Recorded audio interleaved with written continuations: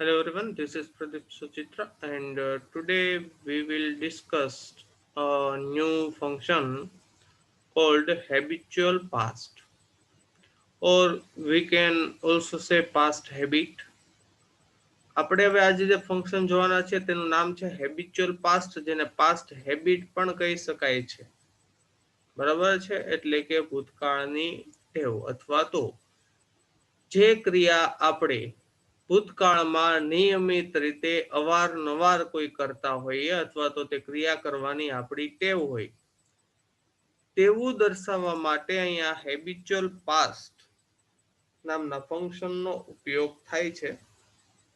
અને આપણે એક્ઝામની અંદર પણ વારંવાર આ હેબિચ્યુઅલ પાસ્ટ નામનું ફંક્શન પૂછવામાં આવતું હોય છે. યાદ રાખવાનું, હેબિચ્યુઅલ પાસ્ટ એટલે ભૂતકાળની ટેવ. તેવું જરૂરી નથી આપણી ટેવો જ દર્શાવીએ. તો કે ટેવ કોને કહેવાશે? તો કે જે ક્રિયા આપણે વારંવાર કરતા હોઈએ એ આપણી ટેવ છે. કે આપણે વારંવાર કે અમુક સમયે રેસ્ટોરન્ટમાં જતા હોઈએ, ભૂતકાળમાં જતા, તો એ આપણી ભૂતકાળની ટેવ થઈ. બરાબર? અથવા તો ભૂતકાળમાં કોઈ પણ સ્થળની તમે વારંવાર મુલાકાત લેતા, તો એ તમારી ભૂતકાળની ટેવ થઈ. બાકીની જે ઇન્ફોર્મેશન છે તમે વિડીયો લેક્ચર 1 ની અંદર તમે જોઈ ગયેલા હશો, અને જો ન જોયું હોય તો તમે ડિસ્ક્રિપ્શન બોક્સની અંદર આપી દીધેલું છે. તો હવે સ્ટાર્ટ કરીએ આપણું ફંક્શન હેબિચ્યુઅલ પાસ્ટ. તો એની અંદર ખાસ સૌથી પહેલા આપણે જોઈશું સેન્ટેન્સ ફોર્મેટ, કે કઈ રીતનું સેન્ટેન્સ ફોર્મેટ હોય છે. તો ખૂબ જ ઇઝી ખ્યાલ આવી જાય તેવું સેન્ટેન્સ ફોર્મેટ છે. તો કે અહીંયા આપેલું છે તેમ કે કર્તા આપેલો હશે, કર્તા પછી used to or to be used to હોય છે. ટુ બી એટલે કે am is are was were, am is are was were હોય છે.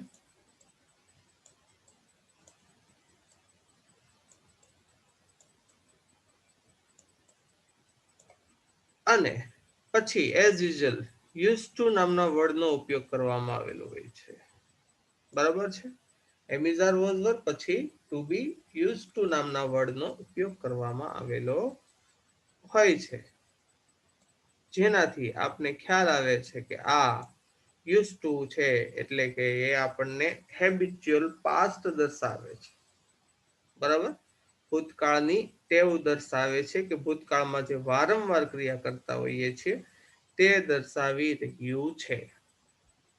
તો જો યુઝ ટુ હોય તો સાથે આપણે V1 એટલે કે ક્રિયાપદનું મૂળ રૂપ, જે રૂટ ફોર્મ કહેવાય, તે આવશે. અને જો ટુ બી યુઝ ટુ હોય તો પછી ક્રિયાપદનું આઈએનજી વાળું રૂપ આવે છે. એટલે કે તમારે ગો હોય તો ગોઈંગ લખવાનું, કમ હોય તો કમિંગ લખવાનું, રન હોય તો રનિંગ લખવાનું. બરાબર? ટુ બી ના રૂપ એટલે કે જે ખાસ કરીને આપણે જોવા જઈએ તો આપણે કન્ટિન્યુઅસ ટેન્સના નિયમો અહીંયા લાગુ પડતા હોઈ શકે છે.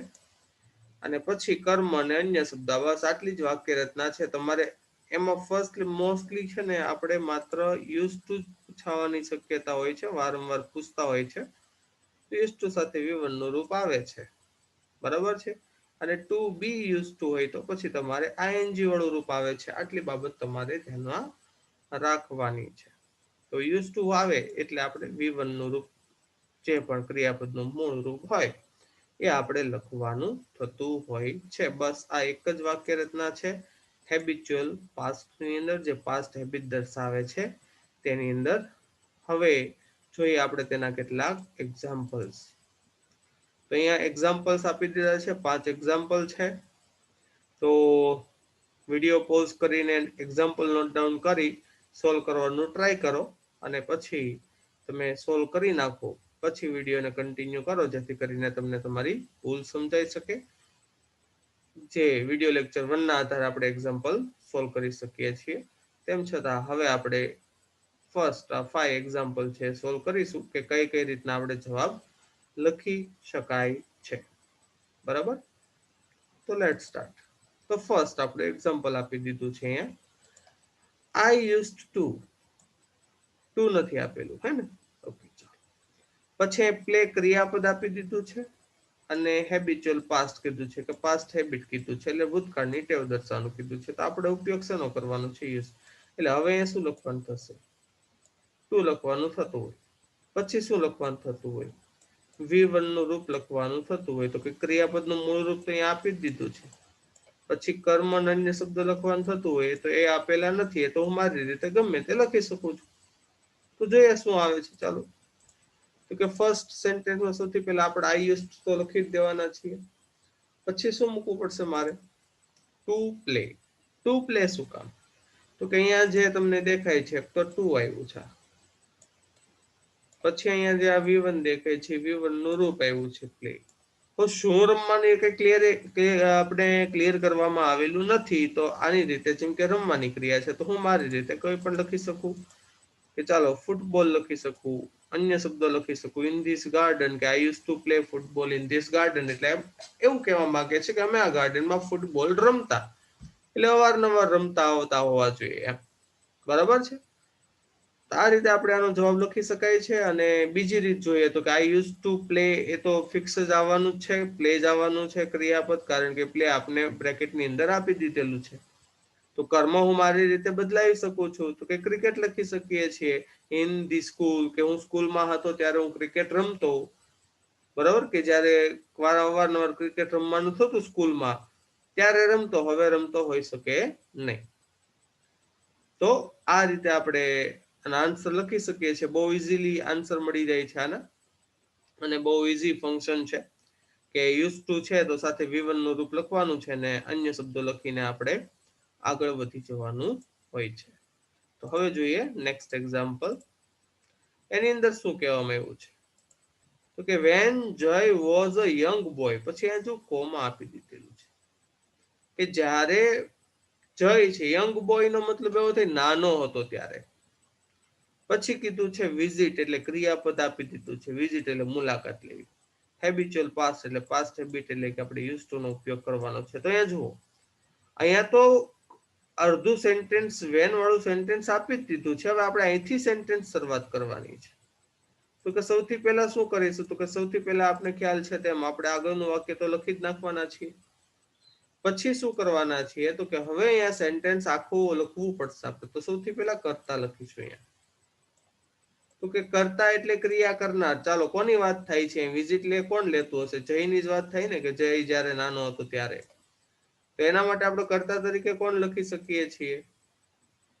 તો કર્તા તરીકે આપણે લખી શકીએ છીએ કે ભાઈ હું હી લખી શકું. બરાબર છે. પછી શું કરવાનું છે? તો કે કર્તા આવી ગયો છે. હવે મારે શું લખવાનું છે? અહીંયા યુઝ્ડ ટુ લખવાનું છે. બરાબર છે. તો યુઝ્ડ ટુ લખવાનું થશે. તો કે આપણે યુઝ્ડ ટુ લખી દઈએ છીએ. પછી કઈ ક્રિયા લખવાની છે? ફિક્સ જ છે આપણી પાસે ક્રિયા. V1 નું રૂપ આપણે ફિક્સ આપી જ દીધેલું છે ને. આ V1 નું રૂપ આપણે અહીંયા આપેલું જ છે. તો કઈ ક્રિયા લખીશું? તો લખીશું કે વિઝિટ. બરાબર છે. હવે શેની વિઝિટ લેતો હતો, ક્યાંની વિઝિટ લેતો હતો એ દર્શાવેલું નથી. તો આપણે કર્મ અને અન્યના સ્થાને આપણે લખી શકીએ આપણી રીતે સુરત. કે તે નાનો હતો ત્યારે સુરત આવતો, એમ સુરતની મુલાકાત લેતો ક્યારેક એમ. બરાબર છે. એવી રીતે જો બીજું જોવામાં આવે તો કે વેન જય વોઝ અ યંગ બોય, કે જ્યારે જય નાનો છોકરો હતો, કે ઉંમરમાં ખૂબ જ નાનો હતો ત્યારે. કર્તા તરીકે લખશું તો કે કર્તા તરીકે લખી શકશું હી. પછી લખવું પડશે યુઝ ટુ, અને પછી ક્રિયાપદ આપણે આપી જ દીધેલું છે. એટલે અહીંયા સુધી જુઓ બંને વાક્ય કોમન જ થઈ ગયા. કેમ? કારણ કે કર્તા પણ સેમ છે, યુઝ ટુ પણ સેમ આવશે, ક્રિયાપદનું રૂપ પણ આપણે અહીંયા વિઝિટ આપી દીધેલું છે, તો વિઝિટનો જ ઉપયોગ કરવો પડશે. પછી અન્ય શબ્દોની અંદર હું મારી રીતે લખી શકીશ કે વિઝિટ માય હોમ, કે મારા ઘરની મુલાકાત લેતો હતો. બરાબર. તે કર્મ ચેન્જ થયા છે, આગળનું ક્રિયાપદ સેમ રહ્યા છે, કારણ કે ક્રિયાપદ આપણે ઓલરેડી વિઝિટનો જ ઉપયોગ કરવાનો છે એવું કહી દીધેલું છે. એટલે અહીંયા સુધીના વાક્ય સમાન રહ્યા છે. બરાબર છે. બહુ ઈઝી વાક્ય રચના છે. જો આ રીતનું વાક્ય આપેલું હોય, કરતા એ કોમા પછી યાદ રાખવાનું, નોર્મલી આખું વાક્ય શરૂ થતું હોય છે. તો અહીંયા હી એ કરતા આપી દીધેલો છે. સોરી, આપણે આ જય તરીકે કહેવામાં આવ્યું છે, એટલે કરતા પણ અહીંયા લખવું પડશે. ટૂંકમાં આખું સેન્ટેન્સ આપણે લખવું પડશે કે જ્યારે નાનો હતો ને ત્યારે આ ક્રિયા કરતો. આપણે કીધું હતું ને કે ભૂતકાળમાં જે ક્રિયા આપણે વારંવાર કરતા હોય, આપણી ટેવ હોય, એ દર્શાવવા માટે અહીંયા યુઝ ટુ નો ઉપયોગ થતો હોય છે. બરાબર. તો જોઈએ હવે નેક્સ્ટ એક્ઝામ્પલ. અહીંયા કીધું ઇન ઓલ્ડ ડેઝ. જો અહીંયા ખાલી શું કીધું? ઇન ઓલ્ડ ડેઝ એટલે કે ભૂતકાળના દિવસોમાં. બરાબર, ભૂતકાળના દિવસોમાં. હવે જો કોઈ કર્તા આપેલો નથી, કોઈ ક્રિયાપદ આપેલું નથી, ખાલી અહીંયા યુઝડ કીધું છે, પાસ્ટ હેબિટ કીધું છે. એનો મતલબ મારે યુઝડ નો ઉપયોગ કરવાનો આપણે કહી દીધું છે. બરાબર છે. તો કે હવે કર્તા મારો હશે, ક્રિયાપદ મારું હશે, કર્મ મારું હશે. યુઝડ તો સેમ જ રહેવાનું છે, તો આને આમ બી આપણે ઉપયોગ કરવો જ પડવાનો છે. તો લખીએ ઇન ઓલ્ડ ડેઝ. પછી મારે શું લખવાનું થતું હોય છે? તો કે પછી લખવાનું થાય મારે કર્તા. ચાલો, કર્તા કોણ થશે? તો કે કર્તા હું લખું છું મારી રીતે, હી. પછી મારે શું લખવાનું છે? તો કે પછી મારે લખવાનું છે યુઝડ ટુ. ચાલો લખી દેશું યુઝડ ટુ. ઓકે, લખી દીધું. હવે મારે શું લખવાનું છે? ક્રિયાપદનું V1 એટલે કે મૂળ રૂપ. કયું ક્રિયાપદનું મૂળ રૂપ લખવાનું છે? કોઈને ખબર નથી, અહીંયા ક્યાંય આપવામાં આવ્યું નથી. તો યાદ રાખવાનું, જો 100 વિદ્યાર્થી આ વાક્ય લખવા બેસશે તો 100 પ્રકારના ક્રિયાપદ આવી શકે. બરાબર છે. ટૂંકમાં બધાના ક્રિયાપદ અલગ અલગ જ હોઈ શકે ને, આપણે કીધેલા નથી. તમને એવું કહેવામાં આવે તમારી રીતે જાતે કોઈ બી ક્રિયાપદ લખી નાખો તો અહીંયા કોઈ કોમન ક્રિયાપદ આવે નહીં. તો અહીંયા કોઈ એક ક્રિયાપદ આવશે તો આપણે ક્રિયાપદ ગમે તે લખી શકશું. V1 નું રૂપ કે ભૂતકાળના દિવસોમાં જે તે ક્રિયા કરવા માટે ટેવાયેલો હોય. તો એ લખું છું સિંગ, સિંગ સોંગ્સ. બરાબર, બહુવચન છે. એક વચન હતો અ સોંગ લખવું પડે. બરાબર, હી યુઝ ટુ સિંગ સોંગ, કે ભૂતકાળના દિવસોમાં તે ગીત ગાતો એમ. બરાબર, તો થઈ ગયું ક્રિયાપદ. એવી રીતે જો ફરીથી બીજી રીતે વાક્ય લખવું હોય તો કે કર્તા તરીકે હું આઈ લખી દઉં. ચાલો, મારી વાત કરતો હોય તો આઈ. પછી મારે શું લખવું પડે? તો કે રૂલ વાઇઝ હમણાં આપણે અહીંયા જે જોયું, બરાબર છે, કર્તા આવી ગયો છે. હવે શું આવશે? આઈ યુઝડ ટુ. તો હવે આપણે લખવાનું થાય યુઝડ ટુ. પછી આપણે કોઈ ક્રિયાપદ આપવામાં એવું છે, આ V1 નું રૂપ છે, અહીંયા ઉતરે છે V1 નું રૂપ. આપ્યું છે? કોઈ નથી આપ્યું. તો મારી રીતે મારા માટે જે બી ક્રિયા દર્શાવી હોય, જેમ કે હું લખી શકું આઈ યુઝ ટુ ગો. પછી કર્મ નથી આપેલું તો મારી રીતે હું લખી શકું ફોર ધી પિકનિક, કે જૂના મીન્સ ભૂતકાળના દિવસોમાં હું પિકનિકમાં જતો. બરાબર છે, કે જ્યારે પણ પિકનિક નું આયોજન થતું ત્યારે હું જતો એમ. તો આ રીતે આપણે અલગ અલગ, જ્યારે આપણે ક્રિયાપદ આપવામાં આવેલા નથી તો આપણી રીતે પણ ટૂંકમાં યાદ રાખવાનું, આપણે વાક્ય રચનાને ફોલો કરવાની છે. એમાં જે વસ્તુ આપી દીધી છે, જેમ કે અહીં આગળના સેન્ટેન્સમાં આપણે ક્રિયાપદના રૂપ આપી દીધેલા હતા, તો આપણે ક્રિયાપદના રૂપને ફોલો કરવાનું છે. અહીંયા ખાલી યુઝડ જ આપેલું છે, તો આપણે ક્રિયાપદ ગમે તે લખી શકીએ છીએ. ઇન શોર્ટ, આપણે વાક્ય રચના ફોલો કરીને જ તમારે આન્સર લખવાના થતા હોય છે. બરાબર, એવી રીતે નેક્સ્ટ એક્ઝામ્પલ જોઈએ, જેની અંદર કીધું રોહન. જો હવે આપણે કરતા આપી દીધેલો છે. બરાબર, હવે મારે શું લખવું પડશે? યુઝડ લખવું પડશે. પછી મારે V1 લખવું પડશે. પછી મારે કર્મ લખવું પડશે. બરાબર છે. અહીંયા તો હવે મારા ખ્યાલથી આપણે વાક્ય રચના સમજાઈ જ ગયેલી હોવી જોઈએ. તો કે રોહન કરતા આવી ગયો, પછી શું આવશે? યુઝડ ટુ આવશે. પછી V1 એટલે જો અહીં ક્રિયાપદ આપી દીધું છે આપણને, વર્બ આપી દેવામાં એવું છે કમ, તો કમ જ લખવું પડશે. ફિક્સ જ, બધાનો જવાબ સેમ રહેશે અહીંયા સુધી. હવે કર્મ અને અન્ય શબ્દ કઈ આપવામાં આવ્યા નથી તો આપણે લખી શકશું વિથ મી. બરોબર, કે મારી સાથે આવતો. એવી રીતે ફરીથી બીજું વાક્ય બનાવ્યું કે રોહન ફિક્સ, આપણે પછી યુઝ ટુ નો ઉપયોગ કરવાનો છે. પછી V1 એટલે કમ જ લખવાનું છે. અને પછી કર્મ અને અન્ય શબ્દ આપણે આપેલા નથી તો આપણી રીતે કોઈ પણ લખી શકશું એટ માય સ્કૂલ. બરોબર, તો આવી રીતે ત્રીજું એક વાક્ય પણ બની શકે કે રોહન કરતા છે, પછી યુઝ ટુ લખવાનું થતું હોય છે, પછી V1 એટલે ક્રિયાપદનું મૂળ રૂપ. તો જો અહીંયા સુધી બધા વાક્ય કોમન આવે છે, કારણ કે ક્રિયાપદ કમ આપને કહી જ દીધેલું છે, તો કમનો જ ઉપયોગ કરવો પડવાનો છે. યુઝ ટુ તો ઉપયોગ કરવાનો છે, કારણ કે હેબિચ્યુઅલ પાસ છે અને કરતા સમાન આપેલું છે. તો અન્ય માત્રાને ટુ કમ ટુ પ્લે. જો અહીંયા યુઝ ટુ છે, ટુ કમ નથી, યુઝ ટુ. આ ટુ છે, બરોબર. અને ટુ પ્લે એટલે એનો મતલબ રમવા માટે. ટુ વાળું ક્રિયાપદ હોય એને ઇન્ફિનિટિવ કહેવાય. એટલે કે he use to come to play with us, કે અમારી સાથે રમવા માટે આવતો એમ. બરાબર, એટલે ટુ વાળું ક્રિયાપદ એ પર્પસ દર્શાવે છે, ક્રિયા કરવાનો હેતુ દર્શાવે છે. બરાબર, તો આ રીતે અલગ અલગ પ્રકારના વાક્ય બની શકે છે એક જ ક્વેશ્ચન માંથી. તો નેક્સ્ટ એક્ઝામ્પલ જોઈએ કે એક્ઝામ્પલ નંબર 5. બિફોર હર મેરેજ, કે તેણીના મેરેજ પહેલા જૂલી, તો કે મેરેજ પહેલા જૂલી જે બી ક્રિયા કરવા માટે ટેવાયેલી હોય, હેબિટ હોય, તો કઈ રીડ કીધું છે. જો ક્રિયા આપને આપી જ દીધી છે, રીડ. એ તમારે રીડ સિવાય કોઈ ક્રિયાપદ યુઝ કરવાનો જ નથી. તો પછી આપણે લખી દઈએ બિફોર હર મેરેજ જૂલી. પછી મારે શું લખવું પડશે? કરતા તો આપી દીધેલો છે, બરાબર છે, કરતા આપી દીધો છે. હવે મારે લખવું પડશે યુઝડ ટુ. યુઝડ ટુ લખી દીધું છે. પછી મારે લખવું પડશે V1 એટલે ક્રિયાપદનું મૂળ રૂપ, બરાબર. અને પછી મારે લખવું પડશે અહીંયા આપણો કર્મ કે અન્ય શબ્દ પછી જે લખતા હોય, સોરી વાંચવાની ક્રિયા છે, જે બી વસ્તુ વાંચતા હોય તે, તો કે રીડ ન્યૂઝપેપર.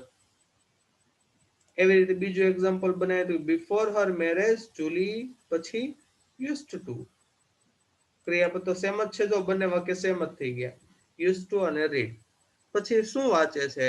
તો કે અબાઉટ ડિટેક્ટિવ્સ, બરાબર. ડિટેક્ટિવ્સ વિશે વાંચવું તેને ગમતું તો વાંચતી.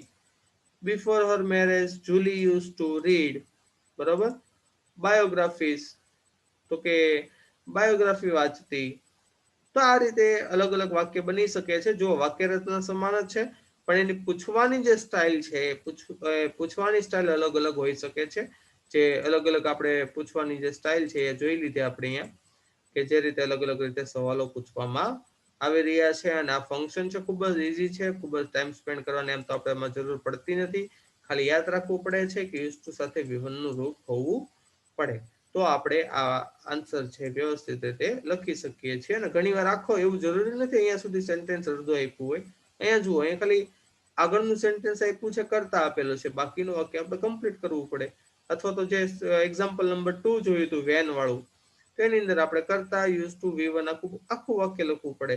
તો એ રીતે પણ હોઈ શકે છે, બરાબર. પણ વાક્ય રચનાની વિરુદ્ધમાં ક્યારે આપણે જવાનું નથી. તો આ તો આપણું function habitual past. I hope તમને ફંક્શન ક્લિયરલી સમજાઈ જાય છે. અને જો કોઈ ક્વેશ્ચન હોય તો તમે કમેન્ટ બોક્સની અંદર લખી શકો છો. Thank you.